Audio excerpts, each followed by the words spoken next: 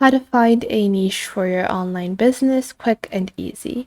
Hey guys, welcome back to the YouTube channel. Today we will be discussing how you can find the perfect niche for your online business. Now, you might be wondering that there are quite a few different factors that are kept in mind whenever you are choosing your online business niche, and there are some major components that I will be discussing for you guys to better understand what kind of niche would suit your business. So let's get into it.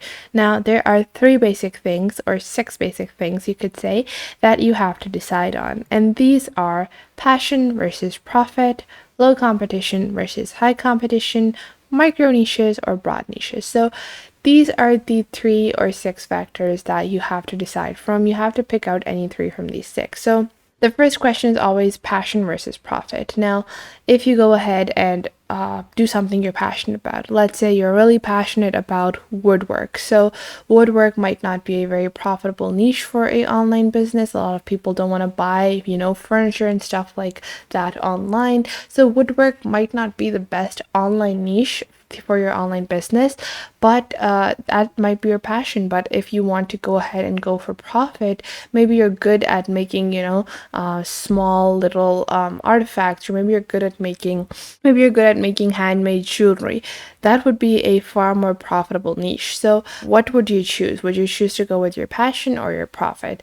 I would suggest going for something in between, where it is not something that you entirely are doing for the profit.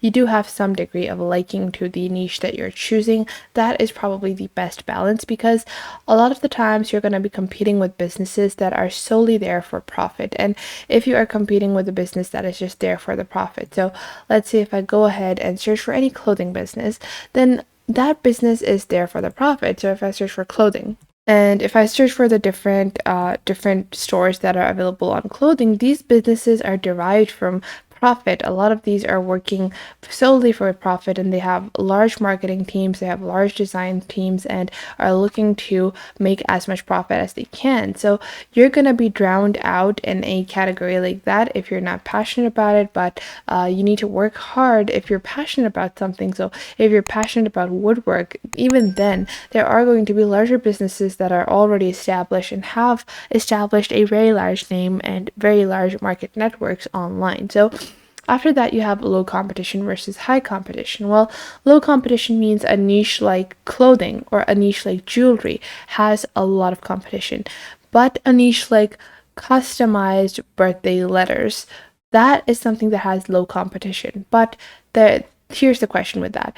A high competition niche obviously has higher followers or higher amount of audience. It has a higher amount of audience that is going to be viewing it, so it is a high competition niche. That is why more people are going towards that niche.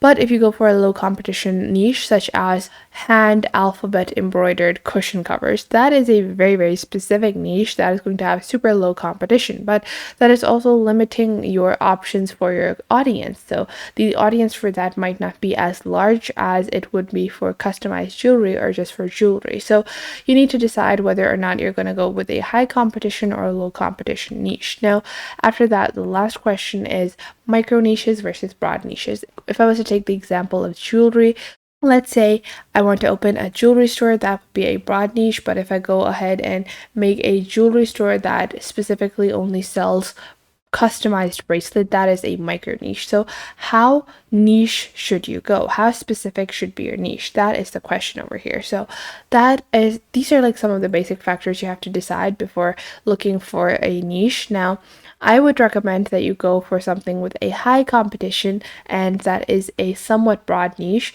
but you should also be somewhat passionate about it. That is one of the strategies I like to apply. And the first thing you're going to do to begin the search for your niche is you're going to go onto flippa.com. So flippa.com is a marketplace to buy and sell different websites, and what this actually is going to do for you is going to show you the metrics of that website or that niche. So you're going to search for anything. So let's say I want to open up a jewelry business. We're going to continue with that example. You're just going to search for the basic thing that you are looking to start your business with. So we're going to continue with jewelry. Now, this will give you an estimate of all the different websites that are available, and this will show you the site age, the net profit that this site is generating, and the asking price of the website as well. So you can see over here, this will show you what the metrics for that website is. The reason that you're checking out other websites is to better understand what kind of audience can you be expecting. So if you take a look at the verified listing, one of the top listing over here, you see the profit margin is 43% with a site age of only 11 months and a monthly profit of around 45,000 USD per month. So you can see that this is definitely a good website. It has good traffic, and this means that the jewelry niche is something that is going to be profitable. You can search for multiple different niches that you are interested in, and you can also go into keywordtool.io and search for specific keywords as well. So let's say you're interested in bed frames. So maybe you're a craftsman or something like that, and you want to start a woodwork business or something along those lines. So you can actually take a look at the keywords over here and see what are the typically searched keywords, and then specify your niche to that. So if you're looking for an online store and you take a look at flippa.com and the search results seem very good to you, if you feel like this could be a profitable niche for you, then you can go onto keywordtool.io and search for that niche, and you can find the specific keywords that are related to that niche that you should be applying. Now, after that, the last step that you're going to do to find and confirm your niche for your business is Google Trends. So you're going to see what is going to be the profitability of the niche that you are selecting in the area that you want to start your business in. So for example, I want to do custom bracelets.